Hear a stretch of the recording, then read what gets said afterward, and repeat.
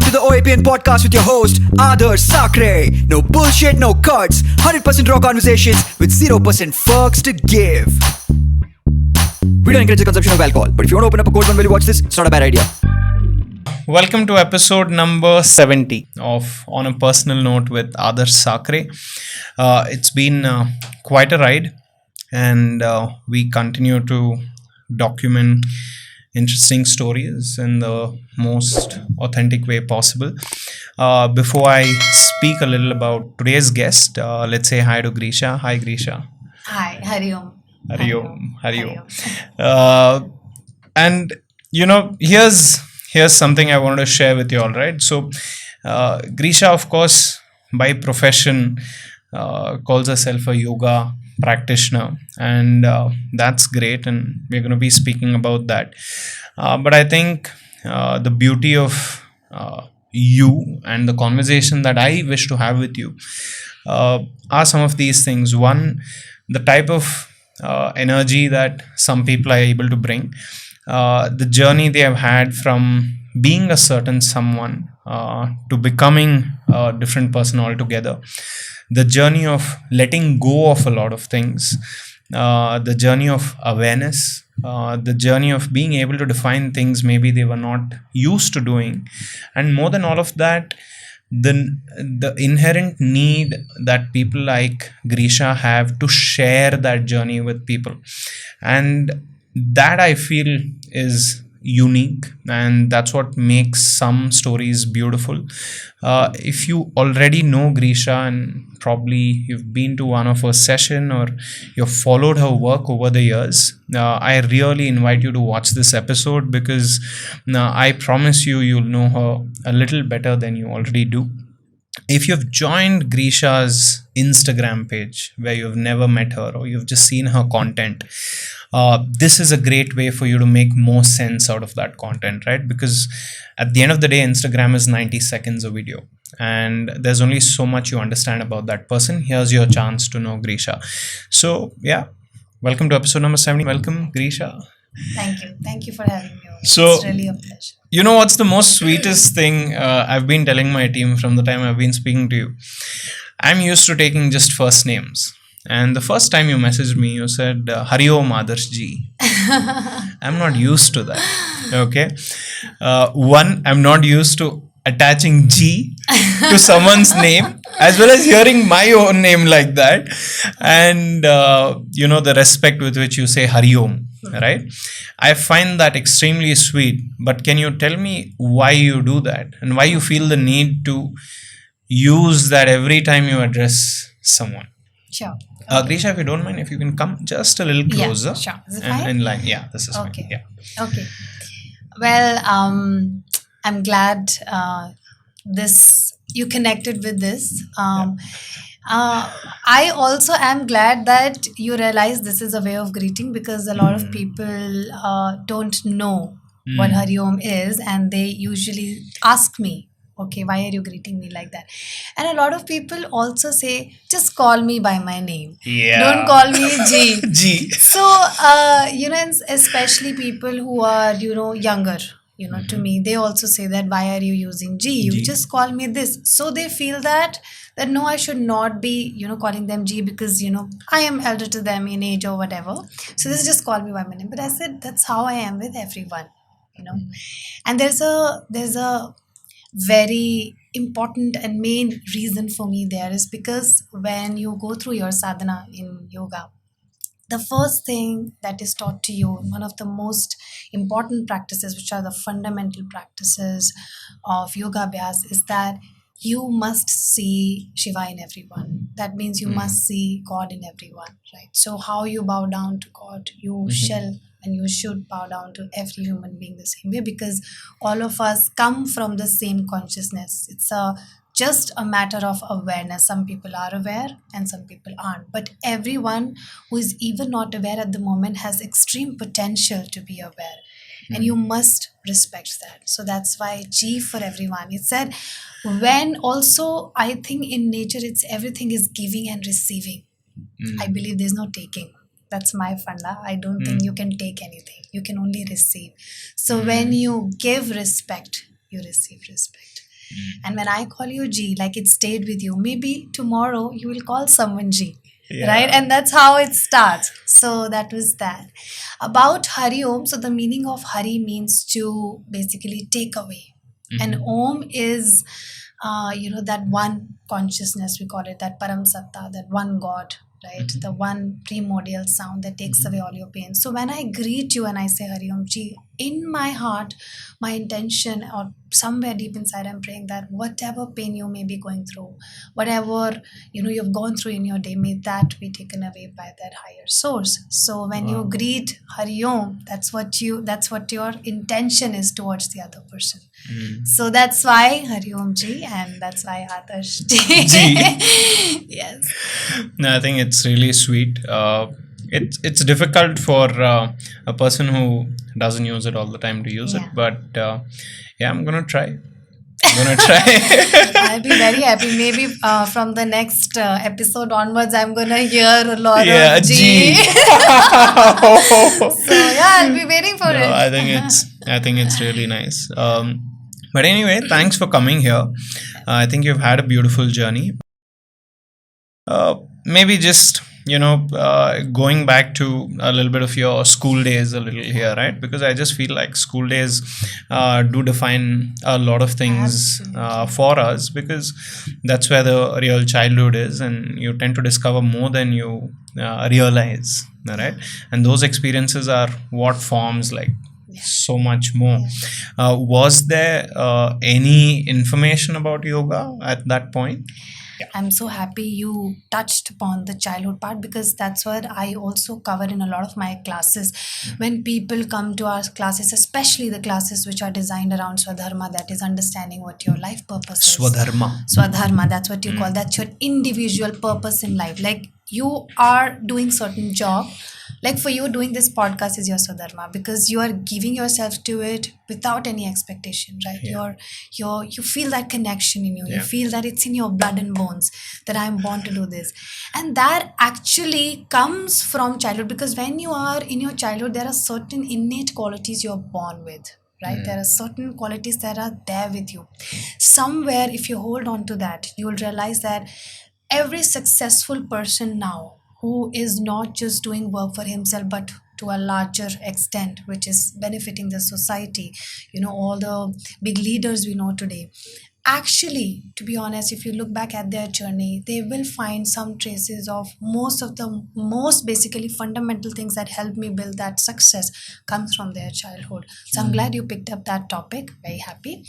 About my childhood, there was no yoga, but I'll tell you what there was. I was a very physically active person. Okay. Very physically active. Now, you ask my mother, she'll open a Pandora box which has like a lot of medals in it and like bunch of trophies.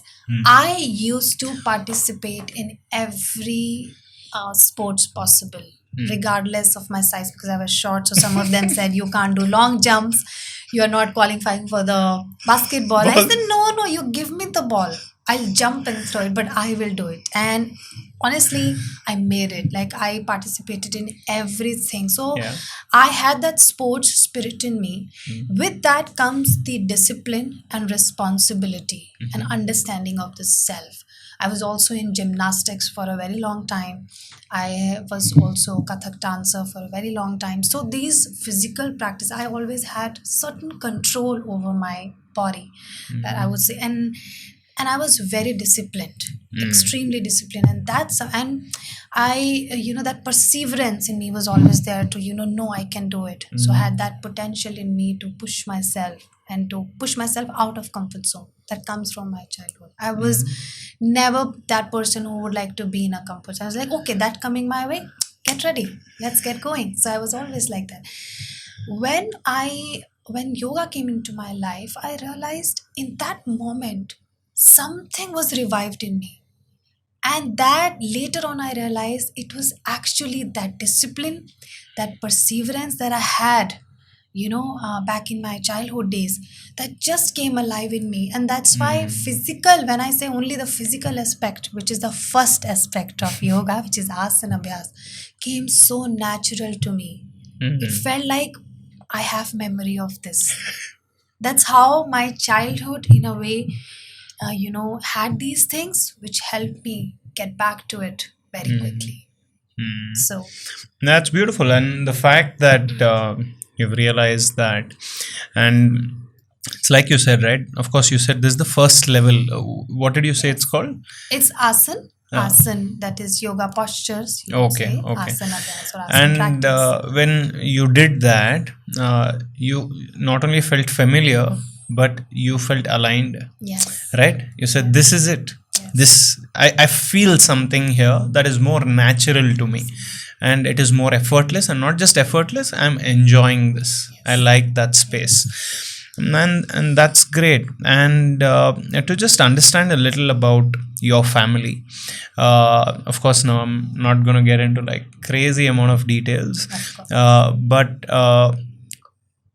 as you grew up, what were the expectations of Grisha? Does Grisha come from an extremely well-to-do family? Does Grisha come from a okay-to-do family? And what were those expectations growing up? Uh, how did that come through? No, so I come from actually a middle class family.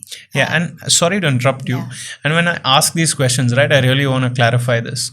When I say okay to do and well to do, I want to call it out that there are various ways of defining them. And I am not defining them by any standards. But what I aim to understand is, was it extremely comfortable? Was it comfortable? Or was it not comfortable, right? Right. And I truly believe that factor plays a large role. And there is no right or wrong, but it does play a role from where we come. And that's why I've asked you that question, and I wanted to clarify it for the people listening as well. You know what, Adarsh ji? I didn't know you're going to ask me this question, and I'm Okay. actually very glad you are. Mm. Because these are the questions that you should be asking someone who's been working so hard, and I feel that these are actually very intellectual questions, so thank you. I'll be very happy to talk about it.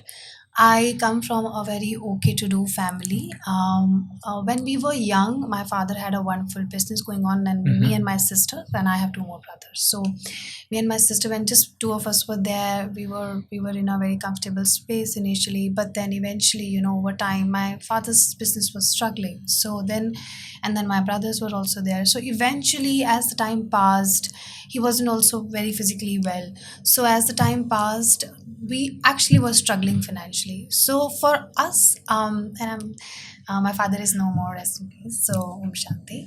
But I still remember everything that I feel that I am today is because he pushed me so much, so much. He said, "You want something, you gotta earn it. Yeah. You gotta earn it." There was no way that you could, and he was a very strict father. I come from a Yeah. Punjabi family, you should know.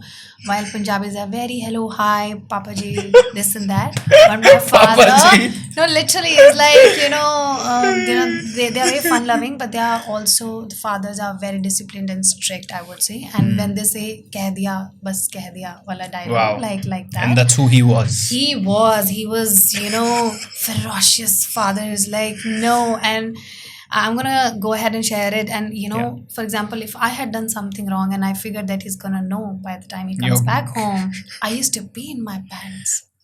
That's how scared I was of him. I was like, "Please, mom, don't tell anything to him." But over time, facing that fear of him, I became the favorite child of him because Wow. he was like, one time, how he tested me. Uh, He said, "My boy, come here and sit." I said, "Okay, Papa." He said, "Close your eyes and I'm going to slap you 10 times. Can you What? take it?" So my sister was sitting next to me. She started crying. She's a sweetheart, okay? And she has that tenderness in her. She was scared. She said, "Oh, Papa, I can't," this and that. So he said, "Okay, you can't take it, you go." Somehow, something, because I was trained so hard, you know, and I was very notorious one. So I was the one who used to get beaten up by everybody, to be honest. All the mistakes was all in my head. On you. So he was like, so I kept sitting there. And he said, "Okay, you're ready. I'm going to give you 10 slaps. You're ready." And I was like, "I'm ready. I'm ready. I'm ready." And then he just comes and kisses on my cheek. And he said, Oh, that's "That's what I'm talking beautiful. about. That's That's the beautiful. girl I want to raise." and I think it's him. What I feel in me is him. Lovely. So Lovely. I come from an okay to do family. That's Mm-hmm. true. We had a lot of financial struggles as his Mm-hmm. business was struggling, and when he left us, we were in bits and pieces. Mm-hmm. We've had a fair share of How many actually children in the quite house, including you? four. I have two younger brothers and I have an elder sister. So it was a lot of struggle when he left us, Mm. actually, financially, quite a lot. And I was not even able to complete my education when he Is it? left. Yeah. Mm-hmm. And we had two younger brothers who were literally in school at that time. So, Mm-hmm. yeah, it It was was quite a journey. yeah. How old were you, if you don't mind telling me, Yeah, I was when he 20. passed? I was 20. So You were this was- 20. yeah. Oh, so you're basically doing your graduation Congrats, when. and Mm. I was still, it was my last time semester, and he left, and I ran, and it was a very down time of his business also. So financially we were struggling when he left, and then when he left we were like, oh, what do we do now? Mm-hmm. So this is what happens when something like this happens. A lot of people turn their back on you, right? They're Yeah, just yeah, of like, course. who's going to take up so much No, responsibility? you realize that you're pretty much by yourself, That was and the moment of that's pretty much what realization. it is. Who would you say that the whole family has to be? I mean, of course, the whole family is credited for coming out from there, but who kind of took the lead after that? It was me and my sister because Okay. we were the elder one. My mother was in a lot of grief. For 1 year, she was almost in depression. I still remember she did not eat more than half a chapati a day, and she was so much. She was like because we had the third death in the house, one after the other. My grandparents passed one year before him, and it was like one, two, three, So and it's a it was lot. like member. We had 8 people in the family, and now reduced to 5. Yeah. And my mother obviously was kind of completely disheartened and in pieces, because she's like, I have 4 kids to take care of, I have 2 young daughters, what do I do? Most people turned their back on us, so financially Yeah. we were in a very bad situation, and we had very little money, out of which we used some of the money for his rituals also. So by the time we were in a situation, okay, with this much money, we can only last this much, like in terms of food. We were in that situation. So then we said, okay, whatever this is, I'm gonna have to give up on my postgrad. My sister luckily she was able to finish her postgrad because she's elder to me. So we started looking for jobs. Yeah. So we figured few Figure small things. paying jobs that at least get the family running, especially my brother's education, because that was very important at that point in time. So we Lovely. started. Lovely. It's thank you for sharing that with so much courage, and that courage, the way you've spoken about it in the last minute or two, is something you've built over the years, right? It's not easy to speak about it, and I understand that. When you do look back at things that have gone wrong with your life, including this, I can't say wrong, the things that have Yeah. happened, right? I can't judge right and wrong, but the things that have happened, and the things that have tested you, out of which one of them is this. Don't you feel like the beauty of that on the other side is, if you put all those testing times together, uh, that's the test for you to become who you really need to be in life, right? All these smaller and bigger tests put together in a package, and how you treat those tests eventually get you to your purpose, if I may say so, right? What does it make you feel about coming out of some of these testing times in your life today? I have, thankful to all the wonderful yoga gurus, and one of them is Ramana Maharishi, who said that pain actually brings grace in your life. Some of us say that, oh, pain will break you, this, and it will break you so that you can stand up again, and that too in a right way. So I feel that all the wrong things in you actually disintegrate when pain comes, and it's a very wonderful opportunity to put yourself back up nicely Yeah. with more strength, with more adhesive in you. Yeah. Okay, I'm better than before. Yeah. And it's literally like the more you break, the better you become. Yeah. So definitely, and I actually owe it to all of these struggles in life, the sufferings that I have been put through. And if it wasn't there, honestly, I would not be connecting to so many people at emotional and energy level, because Impossible. it goes beyond. For me, yoga goes beyond the teaching of asanas and physical practices. It's like there has to be a connection, and it comes when you know what the other person is going through, which exactly you've gone through a journey. You can look at the person and see that this person is standing here, and I have to hold his hand or her hand and help them through it. But in whichever capacity I can, although he's the one, but whichever capacity to, yes, struggles have definitely played, actually they were the most fundamental part of my journey. I'm very glad that I have suffered that. And one thing that I'm very thankful, that even if my dad left, he gave me so much even when he wasn't there. Yeah. So I think I'm very grateful that we did not, I think it was all the strengths that he gave me before. I still Yeah. remember when my grandfather passed away, he was so much in grief and he was very disheartened. And I still remember that time when he put his hand on my back and said one thing. He said, I am glad I have two daughters. That's the best thing that has happened in my life. And I trust you so much that when a day comes when I am not there, I know you two will be the pillars of this family. And I only remember that. I only remember that. It helped me through the entire journey. Yeah. Struggle was too much there, Adarsh, I will not lie. Yeah. When you're struggling financially, your only priority is money. Yeah. You forget about, as we said, you can't teach philosophy to a hungry man. You can't. Gotta, philosophy Philosophy comes much later. Is 5,000-6,000 years old. All of Yeah. our, yoga Because until sutras, then we were figuring out we're only figuring survival. out how to get food, Yeah. shelter, making things. So agriculture started 10,000 years ago. So that's when amazing. people started settling in, and then philosophy came. Right? So That's so beautiful. so the struggle initially was about money. Yeah. So much I literally toiled myself, literally like rugglify myself to get some money so that I can have a good life, and I can, my family should not feel that they're deprived of anything. And that happened, like that got to a point where I was like, that's it.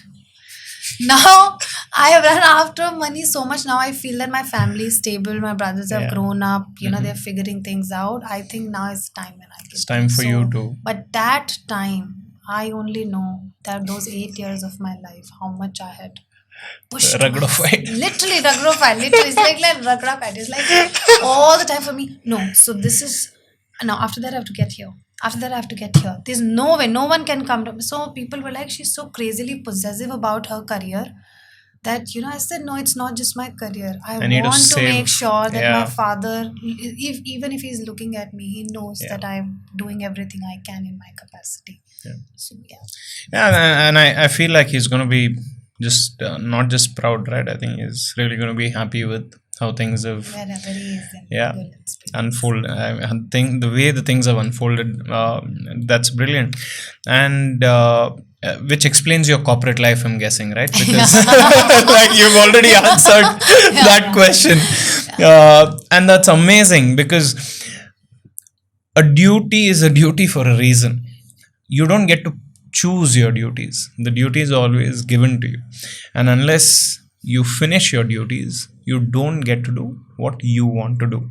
That's the test, and you've passed the test. Congratulations. I hope this is where I was supposed to be. I definitely feel it. As I said, you should feel it in your flesh and bones that this is your Swadharma. So I definitely feel that. And I feel that this is where I was supposed to be. This is what I am supposed to do. Lovely. Let's talk about that step, right? You're in corporate. There comes a time when you feel like you've done good amount of work and there's some financial stability for you.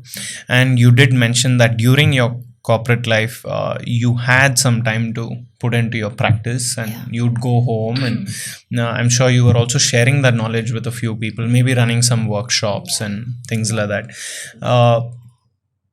At what point did you say, I'm done? Now it's time to go all in. I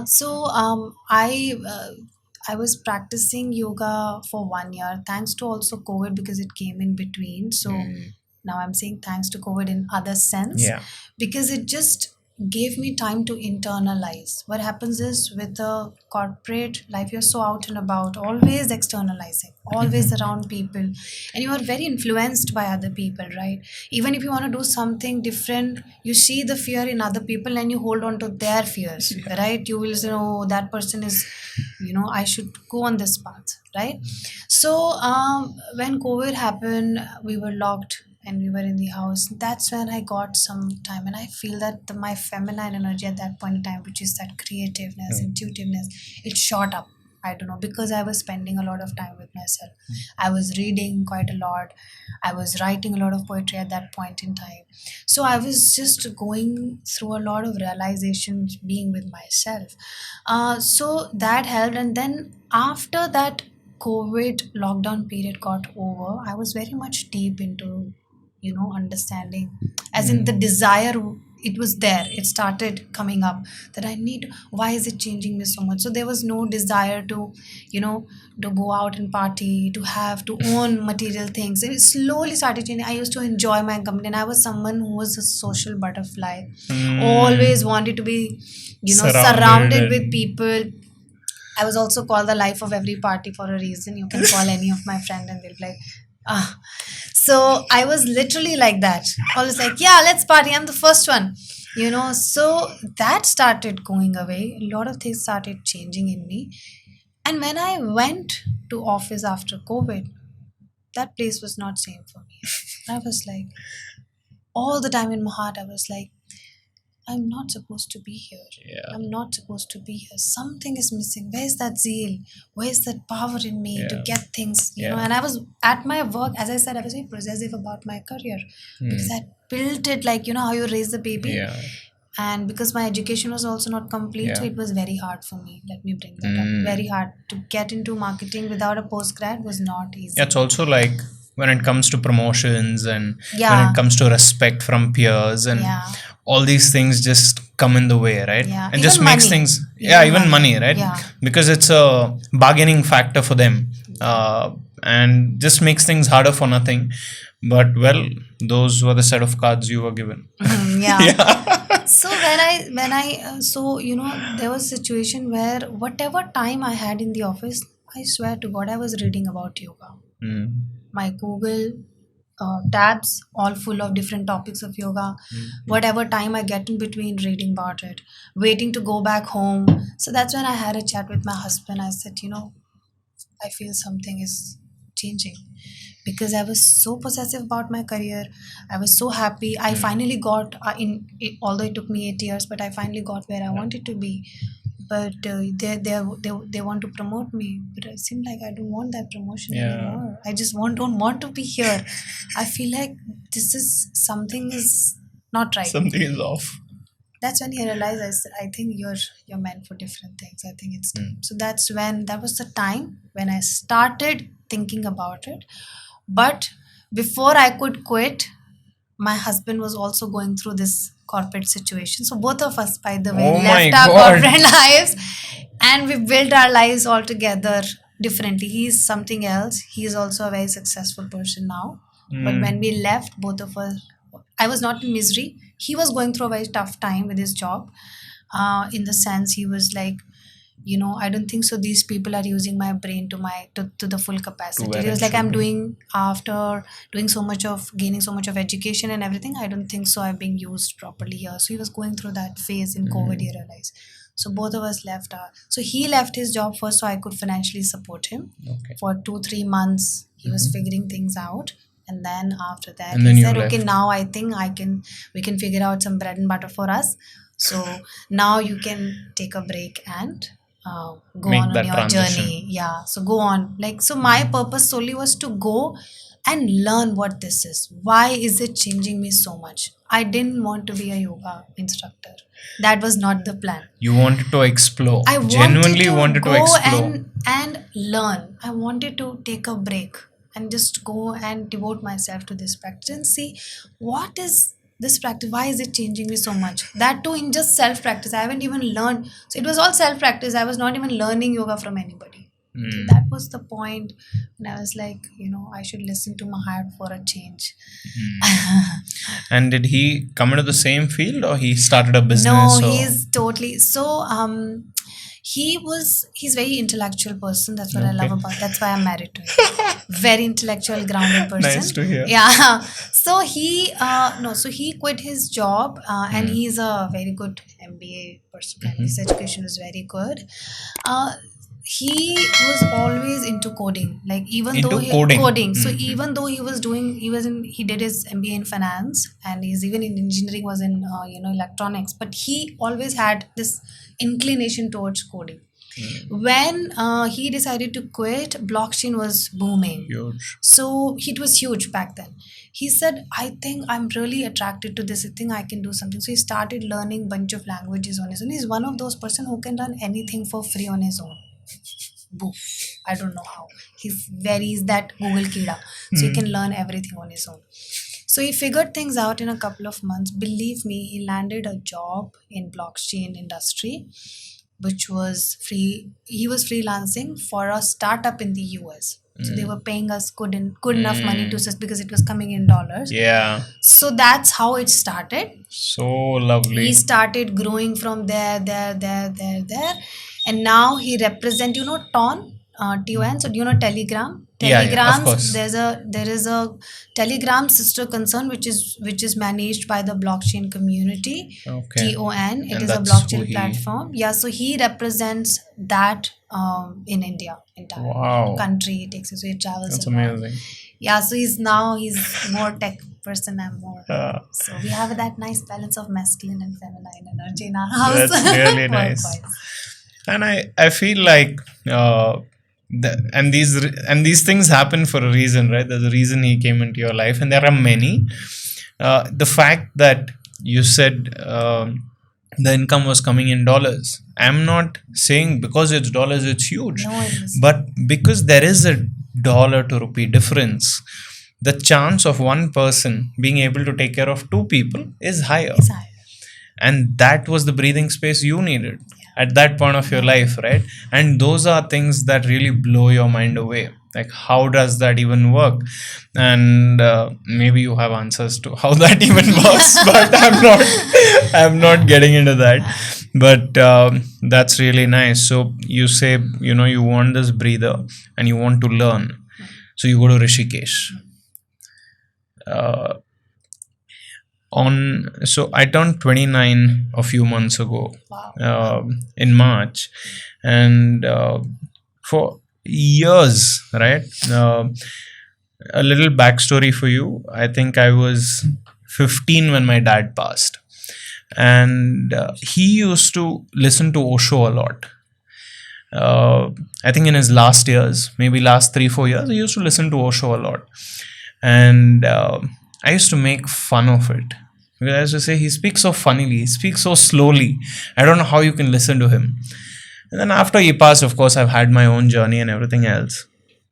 And then as I grew up, I said, okay, this man invested a lot of time listening to this other man in his Walkman. Like, what was he speaking to him about? And then I said, okay, let me start listening. And that's where my journey started off. Wanting to explore certain people and their thought processes and everything else. And I think I've survived many nights in my life where I've just gone on to YouTube and I've listened to an Osho video, and that became a very integral part of my life. And I'd be 17 and I'd be 18, and at 2 a.m. in the night, Osho would be playing out of my room, and my mom would ask me, what is wrong with you? I said, nothing is wrong. I'm saving myself. I'm literally saving myself here because I need these things at this point. And that's pretty much how the last 10-12 years had gone. And I said, on my 29th birthday, let me go and visit the ashram, because I didn't understand anything beyond the video, and I knew like maybe there's more, and I still don't. Right, the first time I visited the ashram, and there were too many things happening at once. It was almost like a blast of information, and I'm still trying to process, and learn. And it was just like a spark of information. And the reason I brought this backstory up to you is, yeah, you go to Rishikesh as well, and I see like so many people coming into Rishikesh.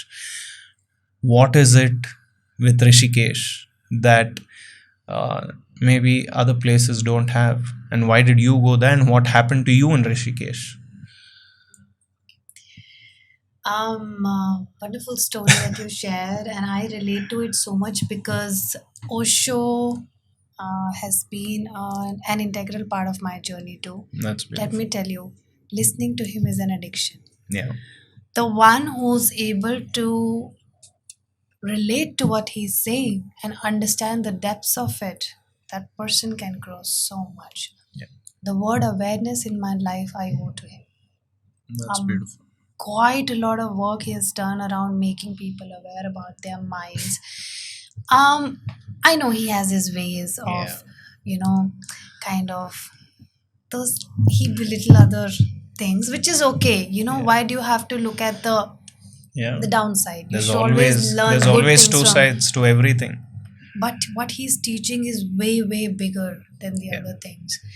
And the word awareness in my life, as I said, it took another shape because I've read his books, and right now, I Am That is what I'm reading, which is based on Isha Upanishads. It is by Osho. My last book was Awareness. You should read it. Sure. It's a fabulous book, and his podcasts are amazing too. So Yeah. thank you, and I can totally understand, when it comes to Osho. Now, your question was about Rishikesh. So I'll tell you, I don't know. I was actually not going to Rishikesh. I was Okay. first going to Sivananda Ashram in Kerala. In Kerala. I was almost about to book, almost, literally on a payment gateway. Something in me was constantly Rishikesh, Rishikesh, Rishikesh, Rishikesh, Rishikesh. It's like Kerala, Sivananda, like Rishikesh, Rishikesh. So it's like, you know what, Ankit is my husband's name. Sure. I said, you know what, Ankit, I think I should go to Rishikesh. This thing in me, is calling me Rishikesh, calling me there. Something is there. And he said, okay, then you should go to Rishikesh if that's where you want to be. I said, okay. So I look for a school in Rishikesh. Although Sivananda is again one of the biggest schools and very authentic, and it's an ashram, you have a discipline there. But then I was like, no, I want to go to Rishikesh. So that's how I ended up being in Rishikesh in the first place. There was something in me that was telling me that you should go to Rishikesh. Go to Rishikesh. Now the thing is why Rishikesh has so much of energy and why it has potential to change you. But here, before that, let me share something with you. The Ganga's nature is to flow. Ma Ganga is flowing all the time, right? It's up to you. Up to you. You want to do adventure sports in that, which bunch of people are doing. Yeah. You want to sit by it and have, a little bit of this and Yeah. that, which is still happening. Yeah. There. You want to just sit there and meditate to her sound. Yeah. You want to take a dip and wash off yourself, right? That's what Rishikesh is. Rishikesh gives you any kind of energy you want. It is up to you. The way that place is, a lot of sadhus and rishi, and rishi means rishi and kesh means hair, right? So Rishi Raibha was a very, very profound rishi back in those days, who meditated in Rishikesh for so many years that his kesh grew very, very big like the roots of the tree. He was in that one posture in his sadhana, and that's where he also took samadhi. His hair were very, very long and literally like jatai, and that's how it was also named Rishikesh. And also because a lot of rishis after their sadhana didn't donate their kesh. So it is said that your hair hold a lot of energy. You've seen Brahmins, they also keep a choti here all the Yeah. time, even if they are bald. In our True. Hindu rituals also, you Yeah. always leave because it is said that this is where the crown chakra is, that's where so rishis don't leave from the orifices. They leave from here, from the crown chakra. They pull all their energy up and leave from here. Now imagine a place where a lot of such big, big rishis have done their sadhana. When a rishi is doing sadhana, they are exuding extreme prana from their body. Even if you are sitting, close to them, you can get enlightened. You can get the energy. That's how a guru is. The presence of Guru can enlighten you or can give you awareness. The presence of one Guru, the one who's enlightened and has that prana flowing in him or her, you will cry for no reason sitting in front of that Guru. Yeah. Every realization will come to you. So imagine thousands and hundreds of rishis Have done. have done their sadhana there. And now all of them obviously have moved up because Rishikesh has become a little different now. Yeah. It's very different even from the time when I went there. I went there right after the COVID. Nobody was there. We used to walk the whole Rishikesh barefoot. Believe That's me. beautiful. You could stand on the Lakshman Jhula. It was open then. Now Yeah, it's closed. it's closed. And it used to swing in the night like this. You were just alone on that Jhula. Only sadhus were there. Yoga practitioners were there. And animals were there. And locals were there. Lots of cows. But now there are like lots of people coming. It's too much. It's Still, crowded. Rishikesh has so much energy to hold you in his life. So it is because of the sadhana of so many rishis there who've done their practices and left and charged that place literally. That when you go there, something, and if you go with that intention, at the end, it is your bhav. you. It is your intention that matters, your bhav. So if you go with the bhav of finding yourself, believe me, you will find yourself because I did. Because I did. Where did you stay? So I stayed in one of the schools. So I enrolled obviously in a yoga school, one of the schools there. And it's a 1 month long program. You have to be in the ashram, you be in the school, you have to follow a strict discipline. You have classes from morning till evening. You're sloshed by the evening. Believe me. So there's just so much happening. So I was there for a month. That's how, I lived there and practiced.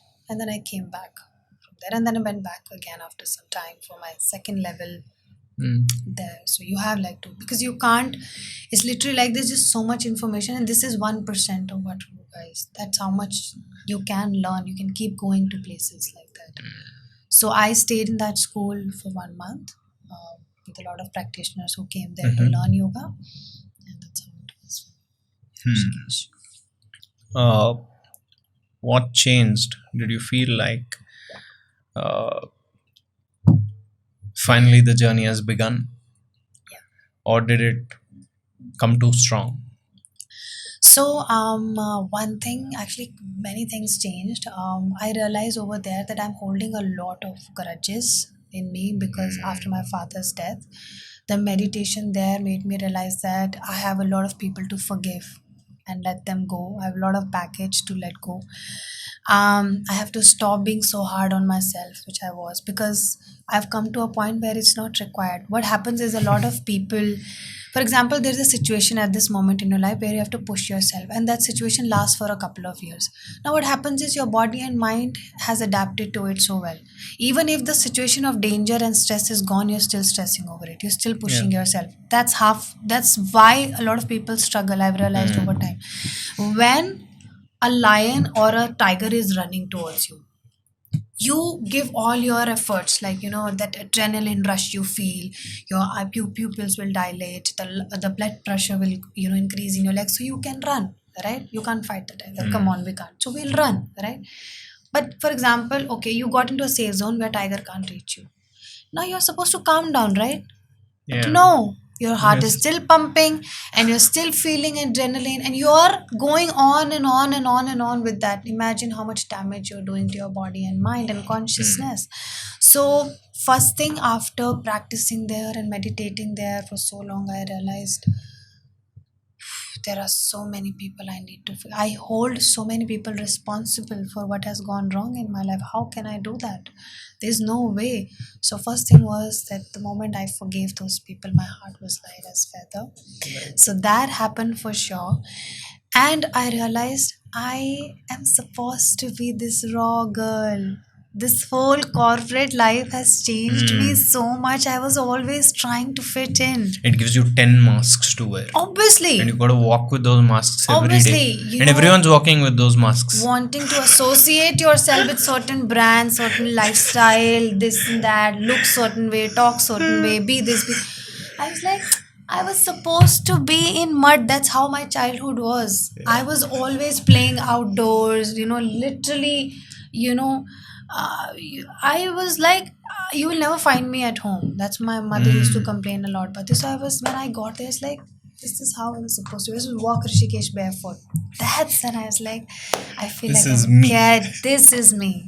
This is me. And as I walked in, I said, "You said your camera is fine." I said, "I don't care." I don't care whatever I look in. Yeah. So that's what I found myself there Mm. during that sadhana. That's where I was like, this is me. This Yeah. is me who does not care about how she looks, but how she feels and how she makes other people feel. And I'm glad those things changed for you.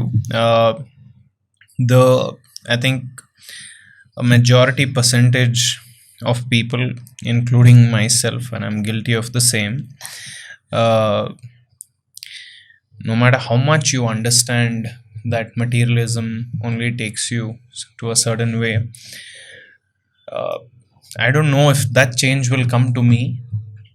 Definitely right now it's not coming because I'm chasing a lot of materialism, right? I know where to keep it. It's not as close to me anymore, but yes, I am chasing certain materialistic things in my life. uh, and then you spoke about the fact that till a point, yes, right, you wanted to chase a certain financial stability is one thing, but chasing like extreme riches and chasing uh, like luxurious things, we also taught to do that by society in a large way.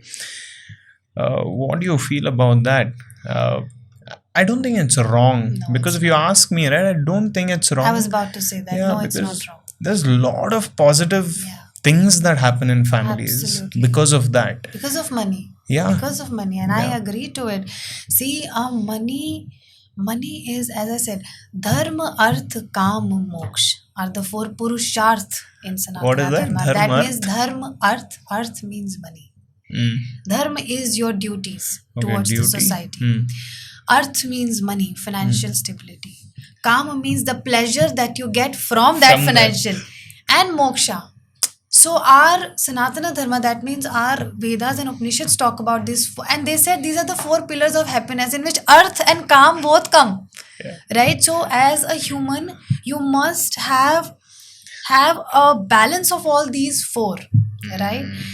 Materialism is not a problem. The problem is attachment to it. If that is taken away from you, my friend, you're in misery. You're suffering. If you give me this watch, I'm happy. You take this away from me, I'm also happy. The problem is with materialism, although you're working hard, right? Yeah. And it's okay if it is converting into materialism. Obviously, you are supposed to enjoy those pleasures. You're supposed to give yourself pleasures, and that's perfectly fine. The problem is if you are not doing justice to yourself, to nature, and to other people just in order to chase those pleasure, and those pleasures become your aspirations, that's when the problem comes. You need money, and as I said, until your belly is full, no philosophy. You'll be like, भैया आगे चलो, आगे हमको खाना चाहिए, नहीं देना है तो आशीर्वाद नहीं चाहिए, खाना है तो दो. Right? So I was watching OMG in which Akshay Kumar played the role of Shiva, and he took a piece of kachori from a kachori wala and said, खुश रहो. He said, भैया पैसे दो, वो नहीं चाहिए. And then because he was acting Shiva, he looked at him and said, चलो. So I am saying, and it's a very nice example because you're going to miss on that blessing from God, and it comes to you very subtly. You say you're looking to evolve in life, it comes to you very subtly, right? And if you're deviated, if you're not present in that moment, it's a choice. So always in your life, there are going to be two choices. One that will give you instant pleasure and money. One that is giving you a little bit of struggle, but then a lot of money after that. Are you Which going one? to take a shortcut? Can I say that out and loud? I'm financially very stable right now. Congratulations. More than I ever needed. That's beautiful. And it's sitting. And there's no desire to use it. My husband is like, every time I'm packing my bag, he's like, you have many clothes, no? Every time I ask you to get a pair of clothes, you're like, I have many clothes. What do But- But he said, but then you always pack 4 clothes. That's what you have, let me tell you. I'm saying it's up to you. You are, as I said, you're not doing dharma, you're only chasing, which most people are chasing earth and kama. What you don't realize is that earth and kama follow when you do dharma. Lovely. And all three put together take you to moksha. Oh, that's amazing. That's how it is. That's amazing. Yeah. That's how it is. So you need to, for example, there is this dharma. What you do, jump to earth and kama, and you then keep moving in these two. But you don't realize it. If only you follow dharma, earth, kam, you get to moksha. And that's it. And everything comes to you. That's Everything the comes to best explanation I've ever heard for this question. We're gonna take a 2-minute break. Yeah. So, Greesha, I don't know with what expectation you came in on this podcast, right? And I told you it's completely unstructured. And I'm sorry to people who want certain specific questions and maybe the commonly asked questions. But I mean, I can't, maybe if I'm not getting there, and if you want to bring up something, you can. But there are certain things I want to pick on, right? Yes. And that's what I've invited you for. Okay. And some of these topics are like idhar se udhar. So don't mind it. Go ahead. I don't mind it. I'm not in my mind anymore. Sure. Perfectly fine. Okay. So, broad topic. A certain Westerner made a video about meditation versus psychedelics. Okay. Right? With psychedelics, he was speaking about XYZ psychedelics that range from acid to mushrooms to weed and all of this, right? So psychedelics on one side and meditation and yoga practice on one side. So he made a video about this. It really made I wanted to listen to what he said. I'm not going to get into choosing Okay. either, but he's extremely confident in, and there's one sentence he says, he points out at a certain psychedelic and he says what this psychedelic can do for you in 30 minutes, meditation will take you 4 long years. So if you don't want to put in 4 long years of effort, here it is, right? This will help you. He also goes on to say that it's not just you take that psychedelic and you have this experience, but he says you need to be in a certain level of maturity. You should be on some type of spiritual path, and then it enhances your journey. And yeah, I've been researching and I've been reading. And what do you feel about this point of view? Well, very interesting question. You know, I tell you one thing, okay? Psychedelics, good. Whoever made this video, wonderful. Thank you for enlightening us.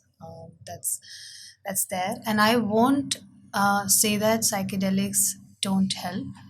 They actually do. But they can only take you to the door of divine. You cannot enter it. That's the difference. But you can't, when you can't enter it, what you see from psychedelics is the door of the divine. But when you do your tapas, your sadhana, your meditation, what you can do is access to the door and you can see what's inside. So people who meditate don't claim any sort of things. That's the difference. People who do psychedelics, because they see certain things and they say, oh, wow. They have not even tasted. They have not even seen what's inside the door. Believe me, those who have seen don't talk. They will sit close to you. By their face, you can tell they have entered the door. That's the difference. I'm sorry it's going somewhere else. No. Falling You in take love it. and having just a casual sex are the two things. Which is the And one you're saying that this you is the truly- difference? This is the difference. What falling in love can do to your consciousness, Casual which sex it can never do to can you. never. Casual sex, there is a lot of karma involved, a lot of passion involved. You do the sex, You reach the epitome. Yeah. Okay, done. What happens to you after that? You are exhausted. You don't want to move. Okay, that's it. Yeah. I You wanna don't want to sleep. embrace. I was like, okay, fine. I'm done. I just want to sleep, right? You are exhausted. That's what it happens. That's exactly what happens when you do psychedelics. When you're falling in love, you don't care about sex as much. You want to know that person. You enjoy the journey of knowing that person, and you are in that sattva. You're having that all the time. You enjoy that those little butterflies that you get, like that's sattva. That's a state of sattva. That's you feel bliss for no reason. You feel joyful for no reason. That's what meditation. So I think I gave a very No, it's lame amazing. example, but No, it's amazing. that's what happens. Falling in love versus just a Casual sex, You yeah. can have as many casual sex. You cannot fall in love again and again with such depth, right? It happens only a few times. It takes a long time for you to truly love someone. But when you truly love someone, you end up marrying that person. But you don't marry the person, you often have casual sex. Oh, I'm sorry, but that's lovely. truth be told. That's lovely. That's lovely. How do you differentiate between an honest and a true guru and a fake guru?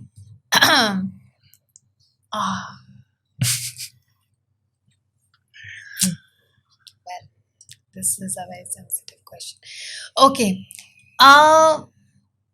A true guru is someone, one of my teachers said that will never say I am a guru. First thing first. They'll always say I'm not a guru, I'm not your guru. I cannot be anybody else's guru. Right? They're always doing their duty.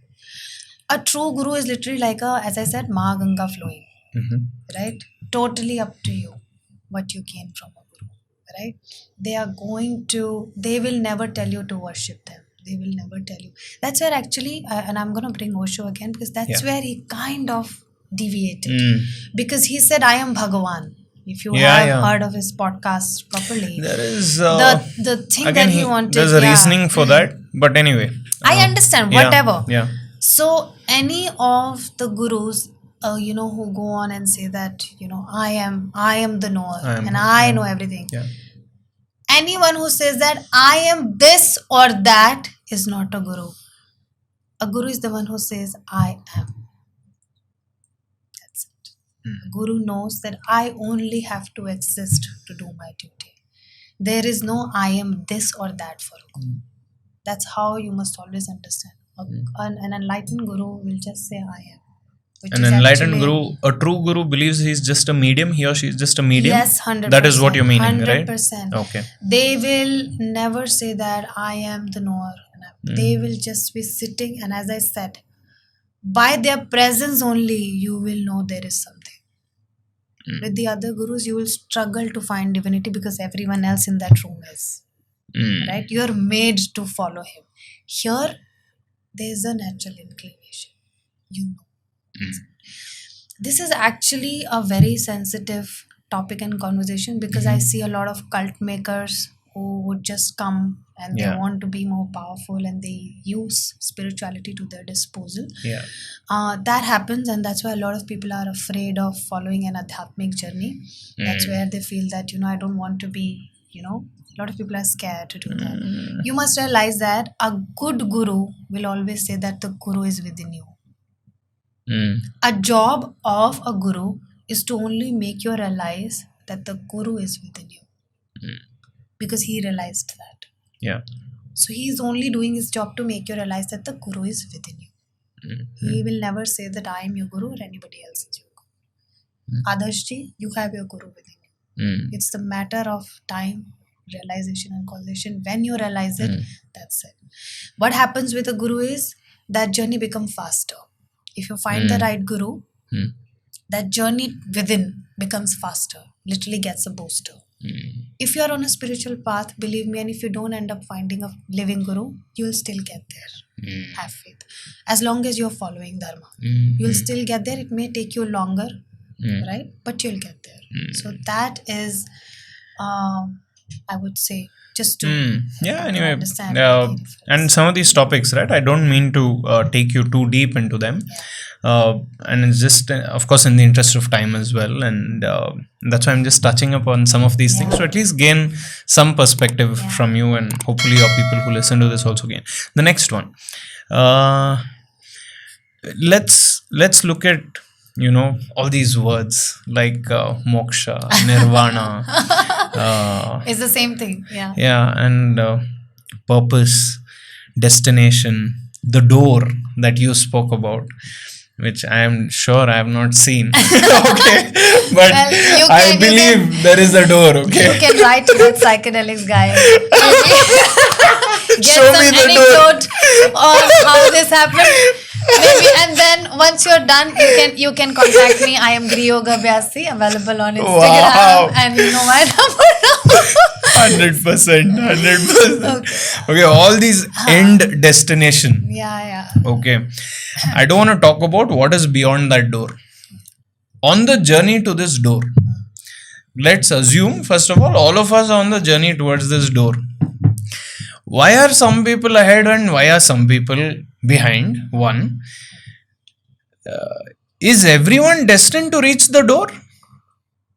These are the That's a two very things. interesting question. Very interesting question. Okay.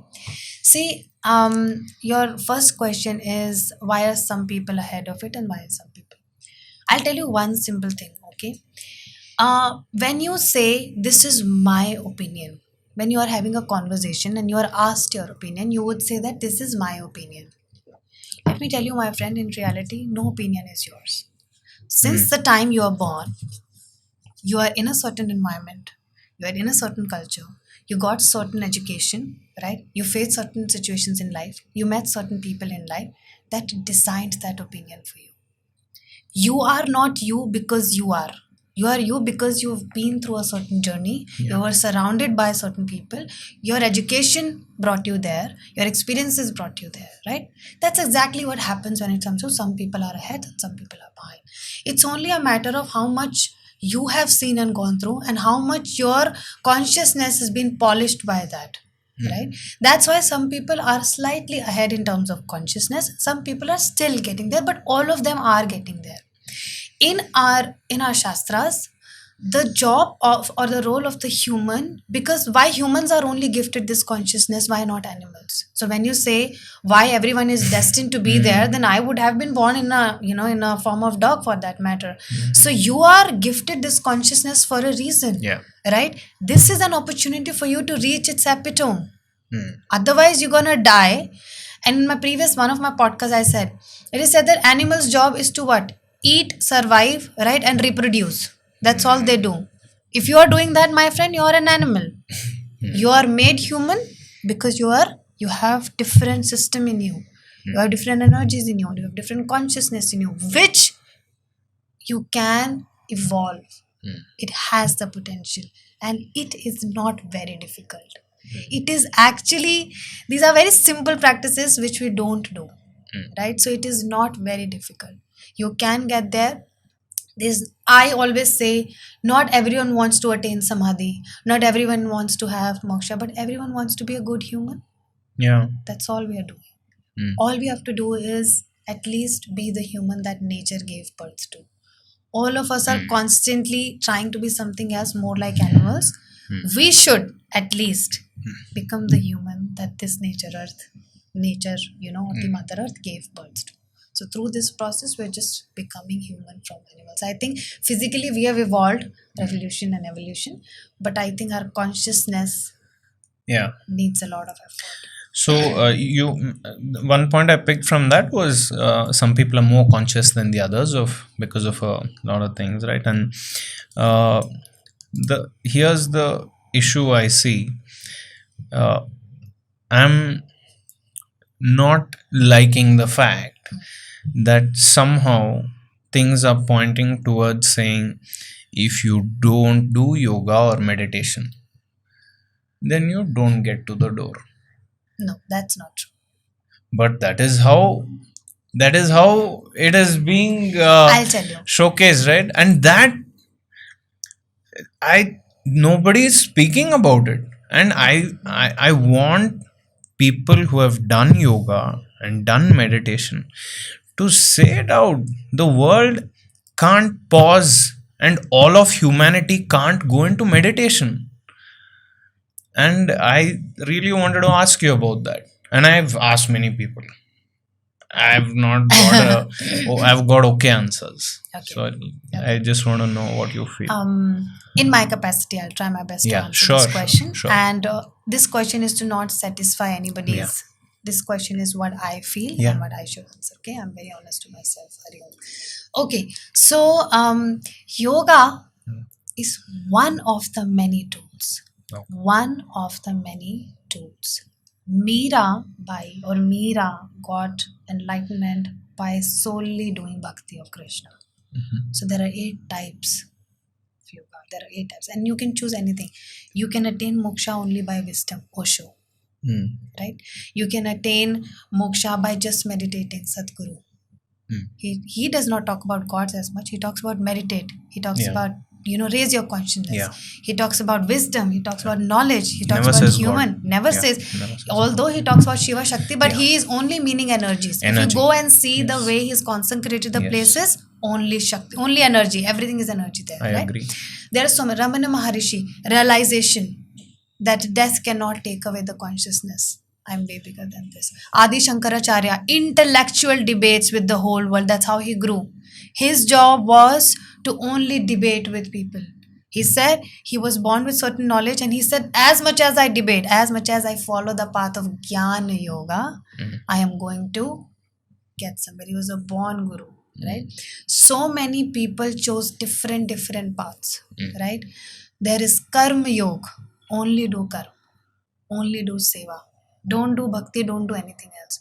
Only by having that light of doing selfless service, you will be taken to the door of divine door of moksha. So there are many ways. There is Kriya Yoga, right? Kriya Yoga is what? Just following Yeah. there's Vipassana. Yeah. Just connect your breath. Yeah. So there are many such, and so many other gurus are also working on designing certain tools for you. So it's not that you only have to, again, all of this is actually yoga at the end of the day. It's up to you which path you take. Which path, totally up to you. If you don't do any of this and you are just aware of your action and yourself, you will be taken to the door. Believe me. You leave everything that uses the word yoga at the end. Can you be aware? You are waking up and brushing your teeth. At that time, you're thinking 10 things. Are you really brushing your teeth? If you can be present in that moment where you're brushing your teeth, that means there is no thought in your mind. You are only brushing your teeth. You will be taken to moksha. That's what yoga does. It just makes you aware. No yoga guru or teacher can take you to enlightenment, sorry. They can only take you to a step which is called dharana. That is one pointed concentration. From there, they leave you. You figure out. This is your journey. So all these practices basically making you aware. If you are aware with any other means, feel free. You don't have to do yoga. No, I think it's a nice answer, because you did take a stand, and that's what I appreciated. You took a stand on that, and I really wanted to bring that out. What is that one biggest change that has come into you in the last 3 years? And just on that note, and that's more mental and by character and by trait, I always notice the people who go on this meditation journey and practice yoga and so much of conviction, right? Even their facial appearance changes. It does. When I looked at your first post in 2020 to now, there is, that there's a huge difference. And it's not just about losing weight or glow.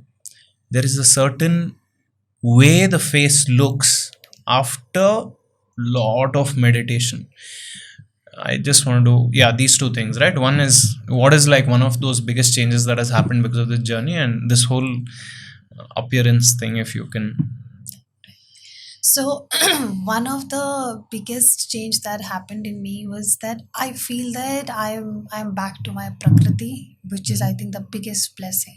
That over those many years there were so many vrittis, that means the fluctuations of mind and body, so many things that accumulated. I, with this practice, within 2 years, 2 years of devotion to sadhana, I was brought back to my prakriti. All the ailments from my body are practically gone. I am so aware of my body that I know I'm about to feel low. I'm about to fall sick, and this is the food I need to avoid. This is the food I need to take. I have not touched medicine in last 1.5 years. Whenever something No is allopathy. going on in my body, I know, I just know what's going on and how I can fix it. I need to fast. I wake up, my body tells me, you need only this much food today, and that's exactly what you need. Eat that. And I eat that. And if I eat something else, something will be off. And I know, oh, You yeah, know. see, my body was telling somehow magically, and I get goosebumps as I speak, you can see. Yeah. I know it. That's on a physical level, my body talks to me. On mental level, when I set my mind on something, I somehow know this is the right thing. So I'm not seeking advices, no validation. I just meditate, I come out of it, and I know that's my next step. And it happens to be the most perfect step in that very moment, in that very time. It's always right. That's how Adhyatma was formed. That's how these workshops were formed. And many, many such decisions that I have taken. There is no fear. That's the third thing. Fear of anything. Anything. I'm just literally like this. You can give me or take anything. I don't care. So there's no fear. That I think these are the three biggest things that happened to me. Everything else is just byproduct, believe me. Everything else is byproduct. What was your next question? And the face changing and features Face changing. Yeah, I mean, That, first of all, you agreed happens. it happened today when I was at the security check-in. That person, the guy who checks that card, actually, he looked at my Aadhaar card and looked at my face. He said, "Is this you?" And then my partner was like, the other teammate who started laughing. I said, "Greesha Ji, what's going on?" I said, "I don't know." He said, but you are right. A lot of people have said that, and I feel that too. I think it's primarily the food that you eat, because once you are in a sadhana, you eat certain kind of food. There is certain kind of contentment when you are following your purpose, right? And it shows on your face. I just made a reel on prana and aura vibe. Yeah, I saw that. You talk about vibe and aura. Yeah. That exactly changes when you're so deeply connected with yourself. Your body that's also because your prakriti is changing. It was fluctuated for that long time, and it was not what you are. The way I look right now, I used to look the same when I was teenage, and I'm 31 years That's old. amazing. I used to look this thin, that kind of face, that kind of hair. It's gone back to To literally reversed. The My pure metabolism, everything. People are like, you used to look like this in your school days. You'll open one of my pictures and you'll see. And over time, so that's what happens, because it is it has established you in your prakriti. And there is this constant sense of contentment. I think if you only see that, this just constant state of blissfulness, which by the way psychedelics cannot bring to you, right? It takes away Call from back. you. It takes away from you. It does. It That's takes away lovely. from you. It's literally like you are blissful and joyful all the time, and it shows on your face. That's how you will see any good guru. You look at their face and you keep looking, right? Why? They exude certain amount of prana, certain amount of energy from their bodies. That's amazing. If you had to pick a word between God or energy, which one would you pick? I feel everything is energy. Everything. God is certain way. You've given a form to the God, and so you call it God. Otherwise, everything is energy. He's also energy. She's also energy. The God is God. You give the form because human needs a form. They need a subject and object to meditate on. It's very hard for you to meditate on a formless thing, which is Sadhguru is trying to make you, right? He's trying to make you meditate on energies, right? That's why his practices are very hard. It's very strict, very disciplined. So then there are forms created So you can meditate on an object, Mm. and you come to a point when this subject and object becomes one. That's amazing. That's the end goal of meditation at the end of the day. One last question Yes. before we kind of Yeah. wrap this up. Yes. I'm sure you've helped a lot of people through your workshops, spoken to a lot of people, not just through yoga, but just sharing your views and experiences. If you can share with us one story of a certain someone for whatever reason who had an impact because of you, and I'd love to know what that was about, and it'll be nice to share as well. Actually, I know it's difficult to talk. yeah. I completely understand it's yeah. difficult to talk. Yeah. First thing first, I Yeah. feel that I don't think so. I have done anything to anyone. As I said, if your intention is to learn yoga, I am fluent. Please come and learn. As long as anyone who's hearing me, as long as you have the desire to learn, you will find the right kind of people in your journey who will help you. I just happen to be at the right time and the right place. I honestly have done nothing. I am not in a capacity to help anyone. I am just doing my practice and I'm trying to share it. Yeah. Anyone and can who's willing to learn it and get benefited by it, they are doing it. Those who are not, I invite you to do that. And if you don't want to, take your time. Maybe someday you will, right? Not just one. A lot of people who became a part of my journey and I became a part of their journey. Not because of me they got anything, because we practiced together. We shared a community. We shared that feeling. A lot of people have been able to elevate a lot of emotional depression, which is the key reason of all their physical ailments. Right, my female wellness badge, in that I don't just talk about your reproductive organ, I talk about your mind, because everything is controlled here. So in those classes, and they're very deep classes, believe me, if 40 people join the batch, at the end there are 15 people remaining. They can't take it. They can't take it. A lot of people can't take the amount of discipline I demand for these practices. And those people who are at the end, they stay with me for years. That's what you need, right? So a lot of people have been able to come out of their traumas, which could be because of anything, being able to regain the natural functioning of their bodies. A lot of females have been able to restore their reproductive systems, for that matter, because that's a very sensitive system. If anything goes wrong in a female body, first thing is that. So I know a lot of mothers who've been females trying to get pregnant, and then because of certain traumas and all that happened. Vaginismus is one of the biggest problems that a lot of females are facing. I'm not sure if you know about it. It's a very unconscious contraction of the vaginas during the sexual intercourses. A lot of females nowadays, because of certain traumas, facing that. So through yoga, they've been able to live a happy married life because of these problems. So because of the yoga practices. 100%.